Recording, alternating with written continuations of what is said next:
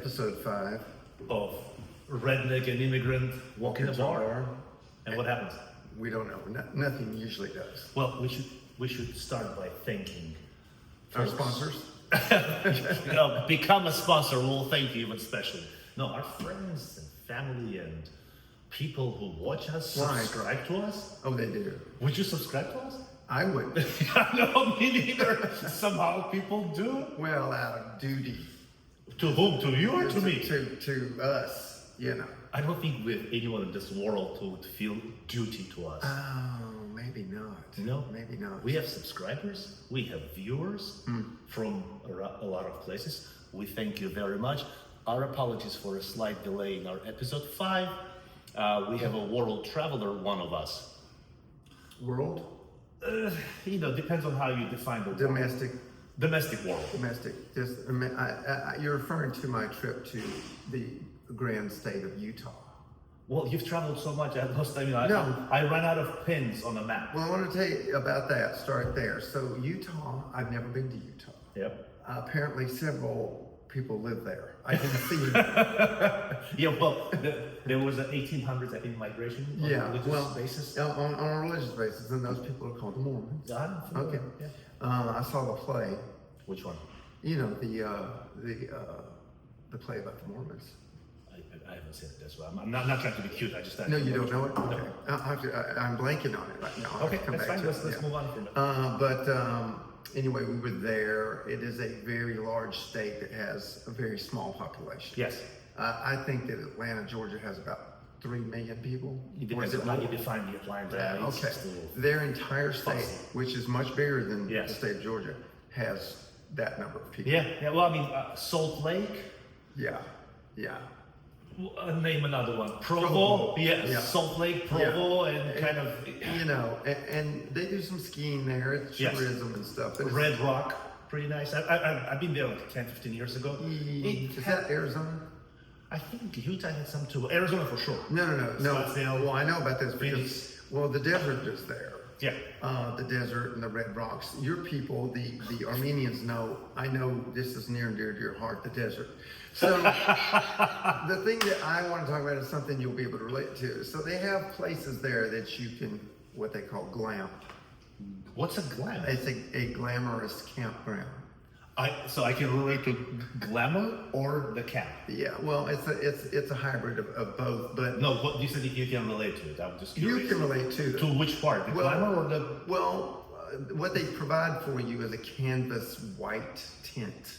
Okay. And when I think of your area, the world, I think of the harems with the white tents and the camel and a palm tree.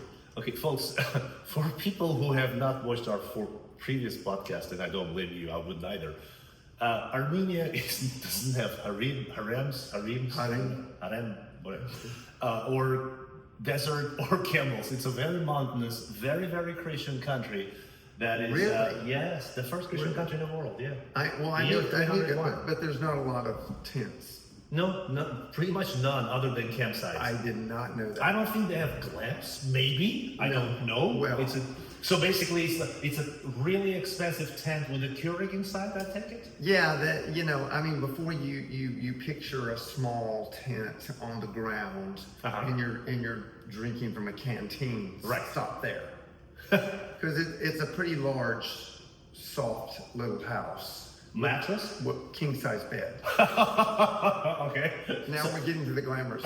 So what's camp about the glam? Well, You don't have a butler outside, I take it, as no. you used to. Well, he's over at the main part. There's a restaurant and the service desk and the bar and stuff, and that's where the socialization goes on Okay. there. But in your tent, you have the tent has a bed, a wood floor. It's not on the ground. It's raised, and then you have, of course, a shower and a toilet. And Inside the tent. in the tent. Okay, that's not a camp. All right, let's call it a spade a spade. That's an Yeah. old Armenian saying. Have you heard that? Yeah. It's not a camp. No. Camp, when I was growing up in a country that you cannot point on a map, you take a tent that is relatively small, maybe 2 meters, 6, 7 feet, for 1 or 2 people. You go into a place, in our Armenian case, up the mountains someplace. Sleeping bag if you had one, or kind of like a portable mattress-y a la thing. Yeah. And then your toilet needs are with the nature. Your hygiene needs are with a river or lake or any kind of water outside. And the fire is your kitchen. That's the camp. Yeah, that is prototypical. That's a classic thing. You know, there's just a shelter. Yeah. Maybe the tent, the food, the water is all very Spartan. This is getting back to nature. Some people would like to experience aspects of that. Can you highlight 3 of those aspects? Like 3. You know, we slept in a tent. Okay, tent, 1. Okay, well. Did you have a mint chocolate on your pillow? We did. We did. But it's a little bit nicer and it makes it a little bit easier in modern conveniences. So absence of a building makes it a camp. Yeah. Okay. You know, and there's the fires and there's people You getting on the fires. can make a fire outside. The fire pits. Did you make any marshmallows, or did you take your Gucci shoes off, Gucci loafers and Valentino let me tell jacket? you, if you get that marshmallow on your Gucci's, what happens? I wouldn't know. and you just throw them out.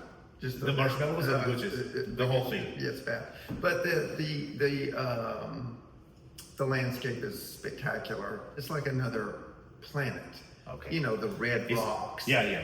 And the canyons and the Colorado River, and all of it starts there in Utah and runs all the way down to the Grand Canyon in Arizona. Now we have friends that have been to Grand Canyon as well. You ride a burro in, and it's so hot. You know, they could barely sleep. Wasn't there a movie and a book, 127 Hours, that a guy got caught up in between the rocks and he cut off his own hand? Am I making this up? To escape. Yeah. I think Cutting off your own hand must be. Look, a wolf will chew off his own. You're talking about primal instincts. Yeah, primal instincts. But it's just not something like harakiri. Probably a little easier than cutting off your hand. Yeah, that's a little. Should I explain to you what harakiri is? It's a Japanese word. It's not a sushi. It's self-suicide. Yes. Which is redundant because suicide would be self. Correct. It's like when they say, I'm writing my autobiography. Yeah. Yes, if it's autobiography, it's yours. Exactly. It never occurred to me. I did go to, after the said experience, by the way, we hiked through the desert and it was 104 degrees. And was the sand hot as well? Like on a tennis court, like if it's 100 outside, it's sunny, you get extra 10 probably from the court. But you know, this joke, but it's a dry heat. Yeah. You know, now I know over in the Middle East, that it's hot, but it's a dry heat. And then you come to Georgia and you experience this thing called humidity. Humidity, yes. Which is worse. It makes it worse, doesn't it? It does. Okay. But dry heat doesn't make it less heat. It just makes it better than humid heat. Yeah. That's all. Yeah. The reality is when it's 100 degrees, it's hot. Yeah, I think that 95 degrees in Georgia with high humidity is worse than 104 in Utah with that dry heat. You would correlate that? You know, we all thought that we were well prepared for it. Yeah. Were you elevated or? Yeah, 4,000 was it like a thinner air? Did you feel it? A little bit. Yeah. 4,000 feet. Yeah. I don't think you really start feeling it too much until you like when you reach Denver. Yeah. At 5,000. Maybe a little bit there, and then obviously when you get into higher, that's a big factor. Yeah. But anyway, we enjoyed ourselves, and in the national parks here in this country, we have lots of them. Yes. I don't know that you have parks there in Armenia. I mean, is there anywhere people can go? Yes, there are plenty of it. You need to scale it down to a much smaller Yeah, like Right. it's a picnic table. You know, I guess if you make a U.S. a house, yeah, Armenia might be a picnic table, right? So yes, Yeah. it's much smaller. Yeah, it's amazing. And people are going here.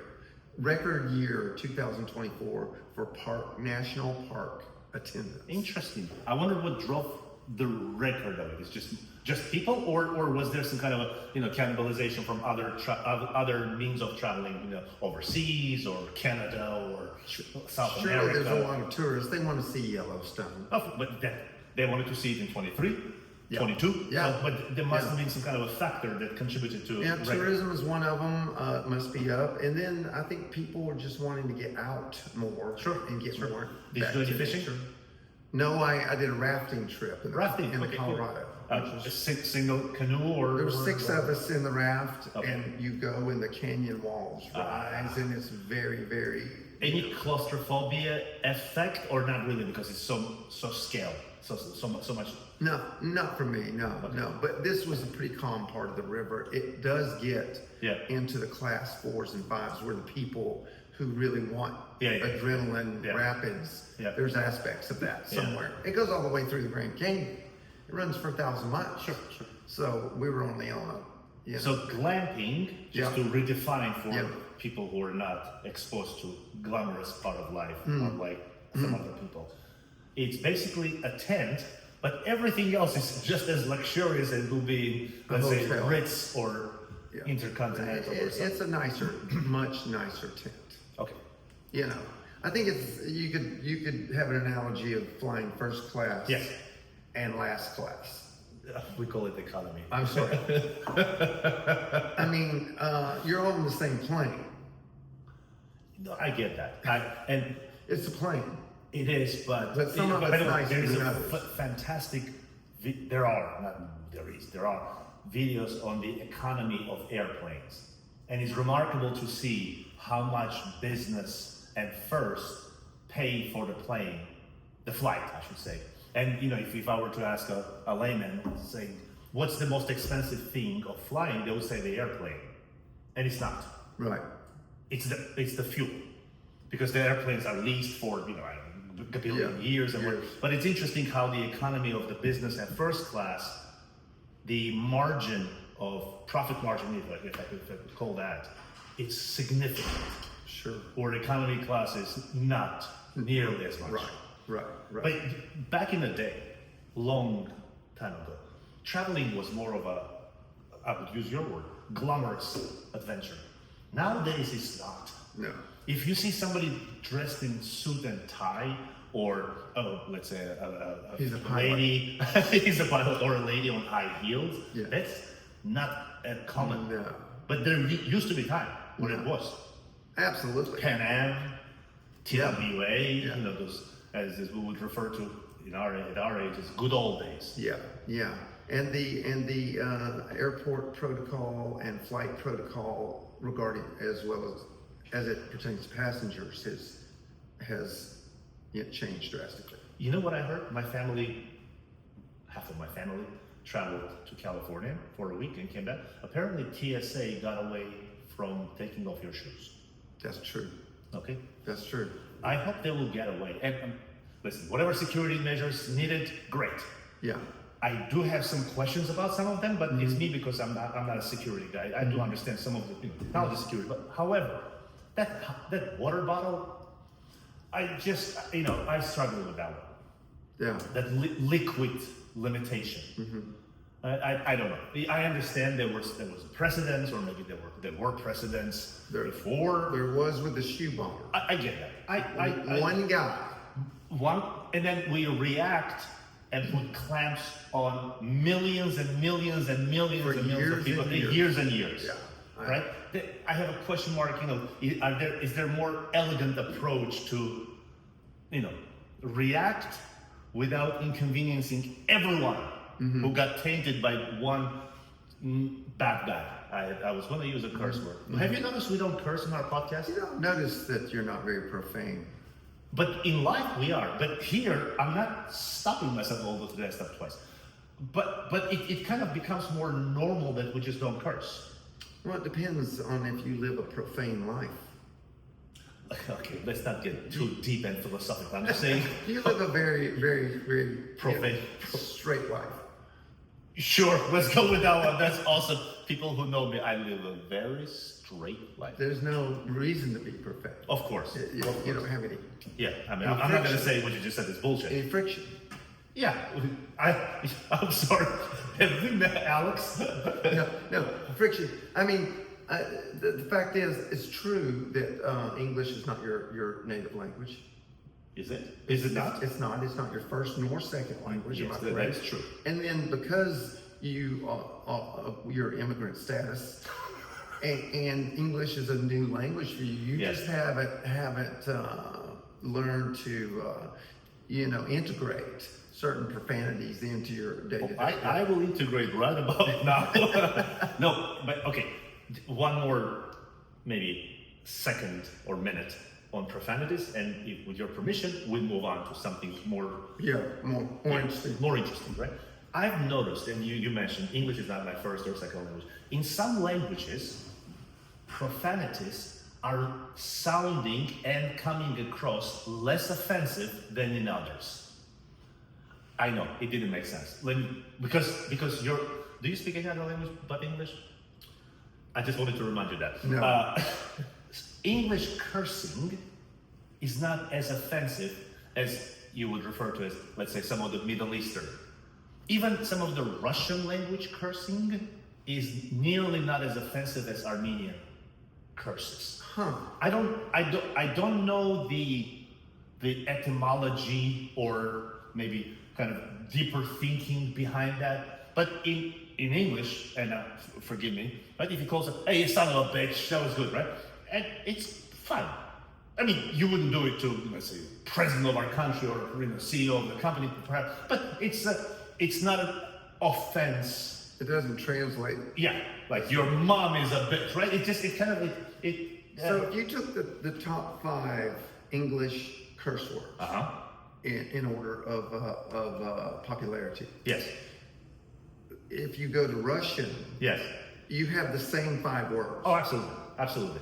Russian language is very rich, and you would have variations of those 5 words, kind of horizontal expansion of on the same word. But even there is not as offensive. Or let's say in Armenia, that very same son of a bitch, you wouldn't say to anyone unless you really want to offend, and most likely to get in a altercation that would be very severe. It's interesting. It's just kind of side observation. So I had there was a film out decades ago called The Bad News Bears. I don't remember. Okay, you probably wouldn't remember. This is before you. This is when you were in the old country. I've seen some other movies in the old. We did have cinematography, movie theaters. Some Like It Hot. Do you remember that one? Well, that's a really The Apartment. But you were watching black and white films. Oh, and then we skip until 2000s. Let's skip forward. But there was a phrase in the film. I remember it. And there was this bad kid, and this good kid says about the bad kid. And the good kid was Hispanic, and he says, "Es un bandito." And the guy beside me, I think I was in college or something, said to me, he said that means he's a bandit. Yeah, I always remembered that phrase. So when later in my career, I would work with people who were Spanish speaking, Spanish speaking Latinos. Yep. And in joking with them, we would be negotiating a price for something, and I would say to them, "Es un bandito, you're a bandit." And 99 out of 100 times, they took it as a joke. Right. I'm kidding. I'm saying you're a bandit. No one was ever offended. Until yes, I'm dying to hear. This one guy, and did he have a teardrop tattoo? Yeah, you have to be careful. And I didn't know him that well, but we were negotiating some price for the job, and he said, "Well, how about this?" And I said, "Oh, wow, that's a little high, es un bandito," and he was not. Really? He took that badly. I wonder. Not as a joke. I thought I was obviously joking. Yeah, I get it. But he took it as a serious insult. Interesting. He looked at me. You could tell he was insulted. Oh, absolutely. And I'm like, I was just kidding you, man. I don't speak Spanish. Yeah, I'm a bandito too. Yeah. And he said, Io bandito, e tu bandito, yeah. e tu bandito. And he said, you shouldn't say that. Interesting. So Interesting. I learned a real lesson right there. Don't kid people in a language that isn't your own. Because the inflection could be different. Could be different. The meaning could be misconstrued. I'm serious, I'm going to promise to get off the subject. Like, you would not call an Armenian speaker, Armenian language, native, or speaking Armenian, in their own tongue, son of a bitch. That would be a devastating. Really? It will have devastating consequences. That's a lightweight thing to say in English. And that's the thing, because when it translates, it does not sound lightweight at all. It sounds very heavy. Really? Yeah. So it's just a little kind of dichotomy of curses inside the language groups. Anyway, let's move on. Yeah, By the way, have you? I mean, sometimes our podcasts go half hour, which is great. Sometimes they go an hour, which maybe. Did you notice what time did we start? I did. Okay, great. How far? I think that we're doing well. I think that we're Take your time. half an hour in. Calculator.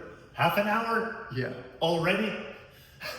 Should I suggest we take a quick pause here and we do podcast number 6? Did you say pause or pose? I'll take a pause and you take a pause. It's very difficult. Great point. Yeah, we can do that. We can, whatever you like. Yeah, let's do like 5, and then we'll pretend that we'll switch seats, and we'll do podcast numbers. I'll move some things around. Yeah, so here. We should talk to the producer about it. Could we? There is no one there, is there? No. All right. Thank you very much for watching. Thank you for subscribing. Thank you for just being with us, and the end of podcast number 5. Well, part 1.